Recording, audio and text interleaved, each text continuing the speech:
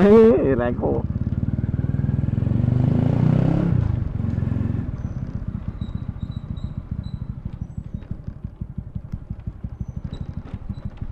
โอเคครับผมก็ยินดีต้อนรับสู่ช่องฟังลันลานะครับเพื่อนๆว้าว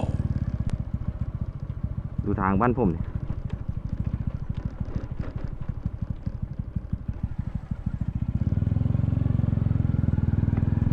วันนี้ผมน้องมาขี่เล่นนะครับเพื่อนๆคันที่ผมรีวิวไว้เมื่อคลิปก่อนๆนะครับถ้าเกิดใครยังไม่ดูผมจะทิ้งลิงก์ไว้ข้างใต้ใต้คลิปครับเข้าไปดูให้ผมด้วยนะครับเพื่อนๆ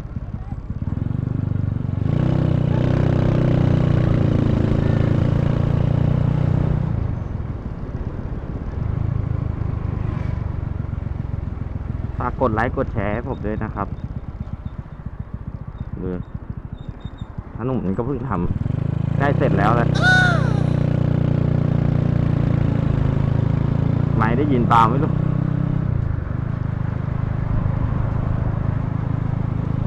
ฝนก็จะตกครับเพื่อนๆอุ้ยสาว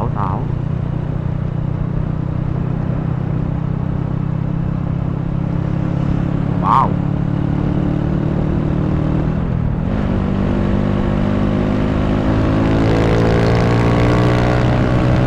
ลมมันจะแรงนิดหน่อยนะครับเพื่อนๆแรงนิดหน่อยนะครับเพื่อนๆผมรีบ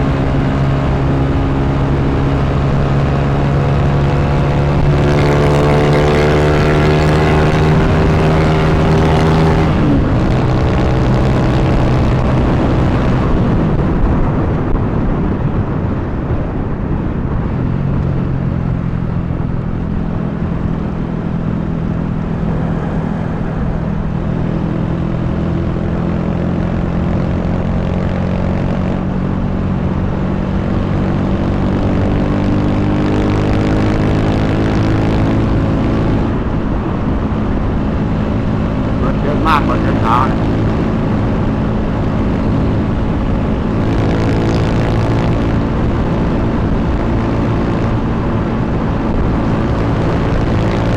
ลมจะแรงไม่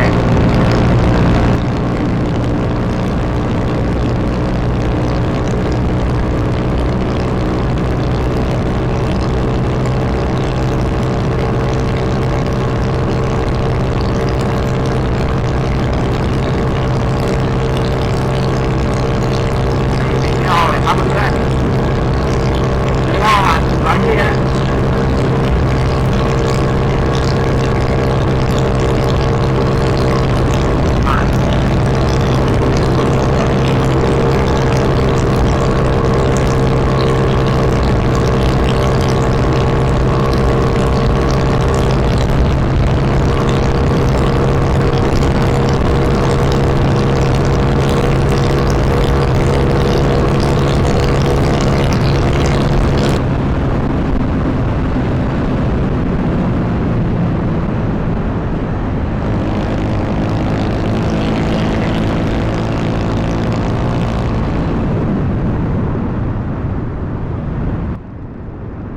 ถ้าเกิดไม่ได้ยินเสียงผมก็ขออภัยด้วยนะครับเพื่อนๆ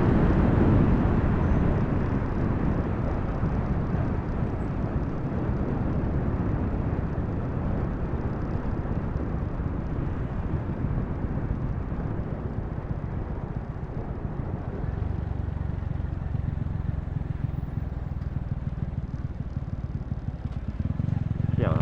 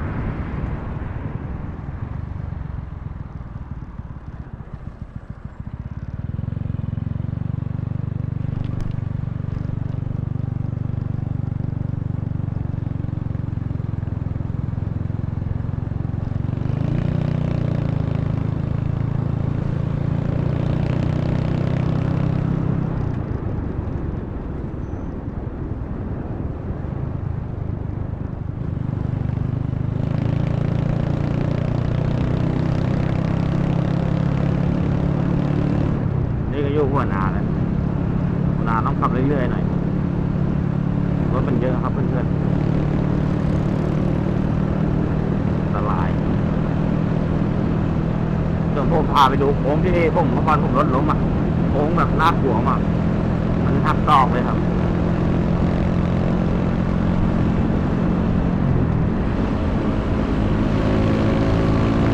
โอ้ย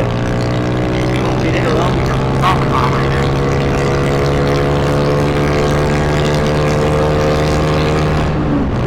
ต้องมาไหม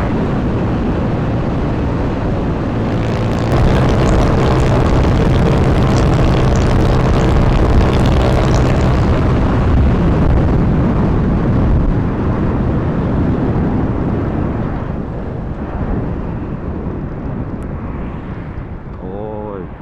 ตกเข้าป่าเนี่ยดูโค้งดิโค้งน่ากลัวมากเจ้าเป็นทางโค้งซิกแซกซิกแซก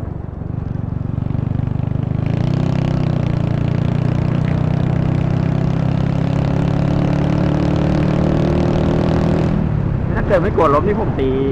โค้งเอาพวกเขาชนพื้นแล้วเนี่ย โอ้น่ากลัวเนี่ยผมล้มตรงนี้แหละ